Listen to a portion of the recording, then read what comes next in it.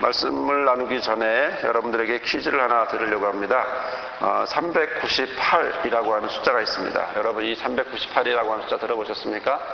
어떤 숫자인지 아시나요? 또 하나 퀴즈 한번 내드리겠습니다.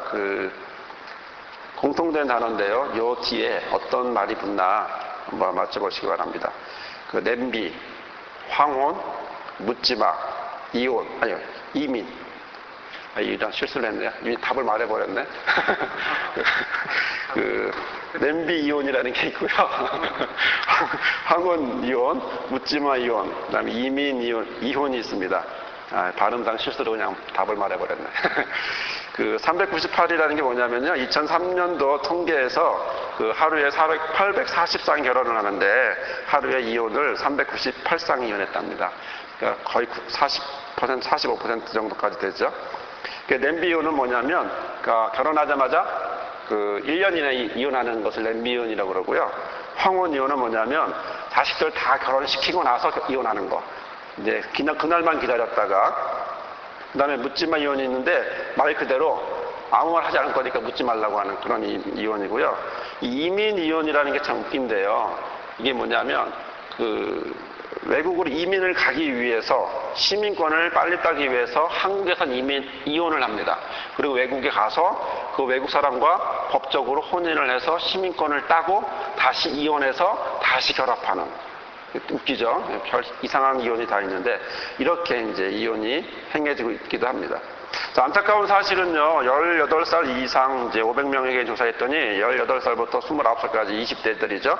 20대 젊은이들의 80.4%가 이혼은 가능하다. 이렇게 얘기했다고 합니다. 참, 우리는 그리고 생각하는 대로 움직이게 돼 있는데, 생각에 이렇게 열려있기 때문에, 이론적으로 열려있기 때문에, 이게 더 가능하지 않을까 싶습니다. 이 결혼이라고 하는 것은 과정이 있는데요. 낭만기가 있고, 결혼을 하면, 신혼이라고 해서 낭만기가 있고, 낭만기가 지나면 실제기, 그러니까 슬슬 이제 알아가는 거죠. 정말 그 사람의 본체를 알아갑니다. 그전에는 콩깍지가 썼기 때문에 잘 모르다가 실제기가 되면 알아가게 되고, 실제기가 지나면서 슬슬 그것이 무엇이 생기냐면 갈등으로 와서 갈등기가 생깁니다. 그러면 점점 갈등이 강해지면서 나중엔 그것으로 서로 공격을 하게 되죠. 그래서 이를 보복기라고 그럽니다. 보복하는 시간. 그리고 나서 도저히 못했을 경우에는 이제는 분리하게 되는 분리기가 되죠. 그래서 갈등에서 보복기로 갈 것인가? 아니면 갈등을 이겨내고 회복기로 갈 것인가? 여기서 이제 문제가 드러나기 시작합니다. 처음에는 아까도 말씀드린 것처럼 콩깍지가 잡혔다가 슬슬 벗겨지면서 서로의 실체가 드러나면 이때부터 서로를 원망하고 억울하다, 속았다 이렇게 되고 그러다 미련 없이 도장을 찍는 경우가 있고 그래도 아니야 라고 하는 분들이 있다라는 것이죠. 자, 오죽하면 이혼할까, 죽는 것보다 이혼하는 게 낫지 이렇게 생각하는 경우들도 있습니다. 하지만 하나님은 말라기 2장 16절에 이렇게 말씀하십니다. 이스라엘의 하나님 여호와가 이르노니 나는 이혼하는 것과 학대로 옷을 가리는 것을 미워하노라 이렇게 말씀하셨습니다. 나는 이혼하는 것을 미워한다 이렇게 되어 있습니다. 잘 보시면 이혼하는 사람을 미워하는 건 아니고 이혼하는 것을 싫어하신다, 미워하신다 이렇게 말씀하고 있습니다. 다른 관점에서 좀 본다면 서구 교회가 1960년도부터 본격적으로 망가지기 시작했습니다. 그 전에서도 물론 있었지만 실제적으로 망가지기 시작한 시기가 서구 교회는 60년부터인데 유럽 교회와 미국 교회가 그런 모습으로 점점점 사라지게 되고 1년에도 수백 교회가 사라지는 그렇게 모양을 만들어지게 되었습니다. 그러면 1960년이라고 하는 이 시기가 과연 무슨 시기일까? 어떤 시기일까 하는 것입니다. 공통되게도 이 시기는 서구의 이혼율이 50%를 넘는 시기라고 합니다. 그러니까 우리나라도 어떻게 보면 얼마 남지 않았다. OECD 국가 중에 우리가 이혼율이 2위인데 어떻게 보면 좀 있으면 이제 1위로 올라갈 수도 있는 그런 위험한, 그렇게 되면 혹시 서구의 모양에 따라서 본다면 우리나라 교회들도 점점 역할을 하지 못하기 때문에 힘들어지지 않을까라는 것입니다. 자, 결국 이혼이라고 하는 것과 그 다음에 교회라고 하는 것은 그리고 밀접한 관계가 있음을 우리는 볼 수 있다고 하는 사실입니다. 하나님의 관점 안에서 본다면 이 사단의 관심은 무엇에 관심이 있냐면 하나님의 계획을 방해하는 것에 있습니다. 지금 어디를 공격해야 될까라고 했을 때 두 가지 핵심을 사단이 공격을 하고 있는데요. 하나님이 인류를 만드시고 가장 처음에 만드신 게 가정입니다. 가정을 제일 먼저 만드셨죠. 그리고 나서 성령 강림 이후에 교회를 만드셨는데 그만큼 가정과 교회라고 하는 것은 중요하죠. 가정과 교회의 특징이 뭐냐면 사람을 살리는 곳입니다. 사람을 태어나게 하고 살리고 복주고 일어나게 해주고 상처를 치유해주고 하는 이런 것이 가정의 역할이고 교회의 역할인데 바로 여기에 바로 가정과 교회를 깨면 모든 것이 깰 수 있다라고 하는 그런 생각으로 아마 사단은 가정과 그리고 그 교회를 무너뜨리기 위해서 공격을 하고 있는 것으로 보입니다. 사실 요즘 이혼은 마치 유행병 같아서 여러 사람들이 계속 이혼을 하고 있습니다. 2003년도 한 해 동안에 14만 5천 쌍 이혼을 했습니다. 가족으로 본다면 부부니까 29만 명이죠. 근데 이혼이라고 하는 것이 그 사람만 문제가 되는 게 아니고 위 어른들, 그렇죠? 시어머니, 시아버지, 장인어른, 여기 장모님 이렇게 해서 거기까지 합치면 58만 명이 되고요.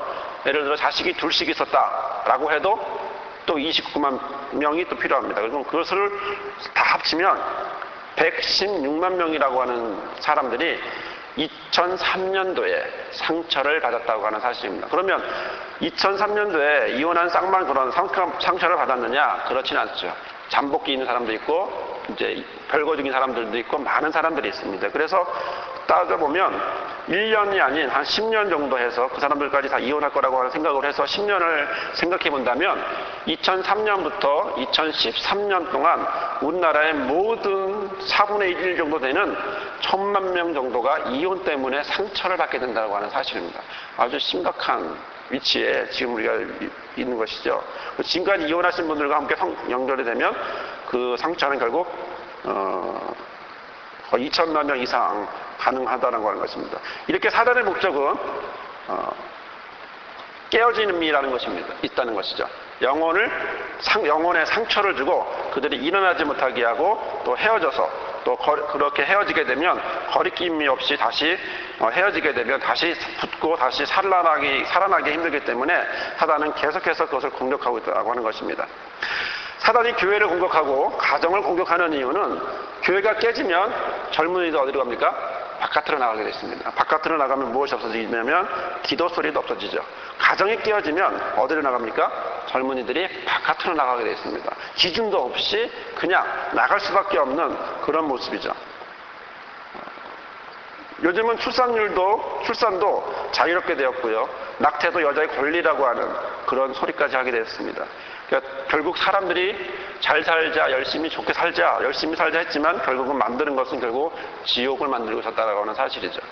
점점 힘들고 상처받고 어렵게 되는. 그래서 가정은 생명이 있는 곳이고 그래서 생명을 중시해야 되는 곳임에도 불구하고 돈을 중요시 여기게 됐고 또 사단은 그러기 위해서 또 사단의 목적은 죽이고 멸망시키는 거기 때문에 가정을 파괴하고 계속해서 가정을 파괴했다고 하는 것이죠. 그러면 이런 해답을 과연 어디서 얻을 수 있을까? 종교적으로 얻을 수 있을까라고 하는 고민이 생깁니다. 우리가 잘 알고 있는 경건한 바리새인이라고 한다면 과연 이들은 뭐라고 말할까 궁금해지죠. 바리새인들요 결혼관에 대해서는 이혼관에 대해서는 두 가지 파가 있습니다. 힐렐파가 있고요. 그 다음에 샴마이파라고 하는 두 가지 파가 있습니다. 힐렐파라고 하는 파는요 자유로운 이혼관을 갖고 있습니다. 어떤 경우라도 원하면 이혼할 수 있다. 그렇게 이야기를 했습니다. 심지어 길 가다가 예쁜 여자를 보고 그 여자 결혼하고 싶으면 그래서 결혼하고 싶은 생각이 들어서 지금 아내와 이혼하고 싶다고 생각이 들었다면 그래도 이혼해도 된다. 이렇게까지 생각하는 것이 이제 힐렐파입니다. 그런데 샴마이파라고 하는 것은 이혼 그 자체가 안 된다라고 이야기를 했습니다. 이게 무슨 얘기냐면 종교적으로도 그 대답을 찾을 수가 없습니다. 종교적으로도 우리는 해답을 찾을 수가 없습니다. 서로 얘기가 다르기 때문에 누구 말도 믿을 수가 없습니다. 하지만 예수님은 이렇게 말씀하셨습니다. 이혼에 대해 물어볼 때 예수님은 마태복음 19장 5, 6절에 이렇게 말씀하시죠. 말씀하시기를 이름으로 사람이 그 부모를 떠나서 아내에게 합하여 그 둘이 한 몸이 될지라 하신 것을 읽지 못하였느냐. 그런즉 이제 둘이 아니요 한 몸이지 그러므로 하나님이 짝지어진 것을 사람이 나누지 못할 것이다 라고 말씀하셨습니다. 여기서 합하여라고 하는 이 말은 헬라어로 순주코노미라고 하는 말입니다. 이 말은 이 말에는 시제가 없습니다. 그러니까 과거, 현재, 미래도 없고요. 완료도 없고 한 번 합하면 그냥 끝입니다. 그냥 쭉 가는 겁니다. 우리 몸에 우리 몸이 딱 하나가 됐으면 이 몸을 나눌 수 없이 바로 그 상태로 가는 거하고 똑같습니다. 결혼이라고 하는 것은 하나가 된 것이지 둘이 붙어있는 상태가 아니라고 하는 그런 모습이고 평생을 그렇게 같이 있어야 된다라고 얘기하는 것입니다. 그러면 왜 이혼을 허락했냐라고 따지는 그들의 말에 7절에는 이렇게 말씀하고 있습니다. 여짜오되 그러면 어찌하여 모세는 이혼 증서를 내어주어 내어버리라 명령했습니까? 그럴 때 예수님이 뭐라고 말씀하시냐면 모세가 너희의 마음에 완악함을 인하여 아내의 내어버림을 허락하였거니와 본래는 그게 아니라 이렇게 얘기했습니다. 그러니까 모세가 너희들에게 이혼 증서를 얘기했던 건 무엇 때문이라고요? 너희의 마음이 완악하기 때문에 해준 것이라는 것. 차선을 선택한 것이랍니다. 그러니까 이혼을 허락한 것이 아니라 그렇게까지 힘들면 이혼해라. 그러나 그로 인해서 다른 사람 힘들게까지 하지는 말아라 라고 하는 최선이 아닌 차선을 지금의 말로 말하면 상황윤리라고 하는데 차선을 이야기했다는 것이죠. 즉 죄의 결과라고 하고 있는 것입니다. 이혼하는 것은 죄의 결과다라고 하는 것입니다. 누구 하나 잘못하거나 누가 죄를 지어서 A라고 하는 사람이 잘못해서 이혼하는 게 아니고 그 자체가 죄의 본성이 있기 때문에 그 본성 때문에 우리는 이혼하게 된다라고 이혼하게 되고 이혼하려고 한다라고 말하고 있는 것입니다. 그러니까 한 사람 한 사람에게 정죄하는 것이 아니고 우리 요 말씀에 대해서 오해하면 꼭 정죄하는 것 같습니다. 꼭 이혼하는 사람은 나쁘다 이렇게 말하는 것 같지만 그게 아니고 우리 본성 자체가 갈라설 수밖에 없는 그런 본성을 가지고 있다 이 얘기를 하고 있는 것이죠. 오늘 우리가 읽은 창세기 38장의 말씀은 이런 얘기가 되어 있습니다. 유다와 그 자녀들에 대한 이야기가 나오는데 본문에서 우리는 그들의 죄성의 결과를 보게 됩니다. 결혼에 대한 모습이 나오게 되는데요. 유다가 가나안 사람인 수아라고 하는 사람의 딸과 결혼을 합니다. 그리고 엘과 오난과 셀라를 낳습니다. 그런데 7절을 보면 엘이 여호와의 목전에 악하다라고 되어 있고 죽었습니다. 10절에도 보면 오난이 둘째 아들 오난이 여호와의 목전에 악함으로 죽었습니다. 그리고 전통에 따라서 관습에 따라서 다말에게 기다리라고 이야기합니다. 그리고 그 다말은 기다렸지만 그러나 유다가 그를 속였고 그래서 나중에는 다말이 다시 유다를 속이면서 창녀로 연기하면서 결국 행음을 하게 되고 잉태를 하게 되면서 자식을 갖게 되는 그런 모습을 갖게 되죠. 자, 우리는 여기서 무엇을 볼 수 있을까라는 것입니다. 선택된 사람 바로 야곱의 자손들이 어떤 모습을 하고 있느냐라고 하는 사실입니다. 야곱의 자녀들은 악하다는 것입니다. 선택된 야곱의 자손인들은 특히 유다의 자녀들은 악하다라고 하는 것입니다. 그것은 하나님 보시기에 그것도 하나님 보시기에 악하다고 얘기하고 있습니다. 그래서 그들은 죽었습니다. 자, 유다는 어땠습니까? 가나안 여인과 결혼을 했고 또 그 결혼은 하나님이 허락하지 않는 결혼이었습니다. 마치 에서가 결혼했던 것과 똑같습니다. 야곱이 속고 속이던 그런 모습 속에 이제는 며느리 다말이 유다를 속이는 그런 모습까지 이어지게 되죠. 자, 이 속에서 무엇이 보이는가 하는 것입니다. 그것은 선택된 사람의 모습이나 선택되지 못한 사람의 모습이나 똑같다라고 하는 사실입니다. 거룩하거나 구별되지 못하고 똑같은 모습으로 살아가고 있음을 얘기하고 있습니다. 세상과 무엇이 다르냐라고 하는 것입니다. 무너진 가정에 대해서 기독교인일지라도 무너진 가정에 대하여 과연 그들이 어떤 모습을 하고 있냐는 것이죠. 여기에 어디서 사랑이 있고 어디서 감사와 찬양과 기쁨이 있겠냐는 것입니다. 그럼 이 모습은 어디서 올까? 아까도 말씀드렸지만 철저히 조상으로부터 누진되어 오는 바로 죄악의 결과라고 하는 사실입니다. 한 대 맞으면 참아 나쁩니다. 그런데 두 대 맞으면 때린데 또 때리면 덜 아프죠. 또 계속 때리면 감각이 없어져요. 죄라고 하는 것이 이런 겁니다. 처음에는 죄라는 걸 알지만 그러나 시간이 흐르면 흐를수록 죄라는 걸 모르고 무감각해지죠. 우리는 이런 모습으로 살아가고 있고 이런 모습 속에서 계속 자녀들에게 그것을 대물림시켜주고 있고 쓴뿌리가 계속 이어지고 있다는 하는 사실입니다. 그래서 그것을 제거하지 못하고 있는 모습을 우리가 갖고 있습니다. 결국 우리의 악함은 그대로 자손에게도 흐르고 있고 또 우리의 힘으로 거기서 벗어날 수 없음을 이야기하고 있습니다. 우리의 죄성은 결국 파괴하는 것이고 상처를 주는 결과, 사단은 그것을 이용해서 더욱 상처를 주는 결과를 갖게 되죠. 이제 다음 세대는 지금보다도 더 악한 모습으로, 더 죄악의 모습으로 살아갈 것입니다. 더 상처를 주고 더 힘을 들게 할 것입니다. 그러므로 우리의 기도는 바로 이 죄성을 회개하고 철저하게 주의 인도하심을 맡겨야 한다라고 하는 우리 그런 깨달음이 있어야 합니다. 주기도문에 보면 우리 이렇게 기도하죠. 우리가 우리에게 죄진 자를 사해 준 것 같이 우리 죄를 사해 줍시고 우리를 시험에 들게 하지 맙시고 다만 악에서 구하옵소서. 이렇게 주기도문으로 암송을 하고 있습니다. 결국 우리에게는 하나님 앞에 맡길 수밖에 없습니다. 우리는 죄를 짓는다라고 하는 사실이죠. 우리가 우리에게 죄 지은 자를, 그러니까 결국 나도 죄 짓는다는 얘기인데, 나도 죄 짓고 서로 죄 짓는데 서로 용서해 줄 수 있는 마음이 필요합니다. 그러나 우리가 시험에 들게 하거나 또 우리가 악에 있게 하는 것은, 악에서 벗어나게 하는 것은, 시험에서 벗어나게 하는 것은 우리의 힘으로 하는 것이 아닌 하나님 전적인 하나님으로 인도하심으로밖에는 될 수 없다라고 하는 주기도문의 고백이 있던 것처럼 결국 우리는 기도할 수밖에 없습니다. 우리의 죄성을 인정하면 인정할수록 우리는 더욱 기도해야 되고 또 우리는 하나님 앞에 고백해야 합니다. 거룩한 척하는 것이 아니라 우리가 악한 존재라고 하는 사실, 죄의 모습이 있다라고 하는 사실, 죄성을 가지고 그대로 계속 죄의 모습으로, 죄인의 모습으로 살아가려고 하는 모습, 바로 이런 모습에 대해 우리는 회개해야 합니다. 그럼 우리의 기도는 바로 이런 기도는 바로 나만을 위한 기도가 아닌 함께하는 기도가 되어야 합니다. 내 자녀를 위해서 기도하지만 또 다음 세대들을 위해서도 같이 기도해 줘야 합니다.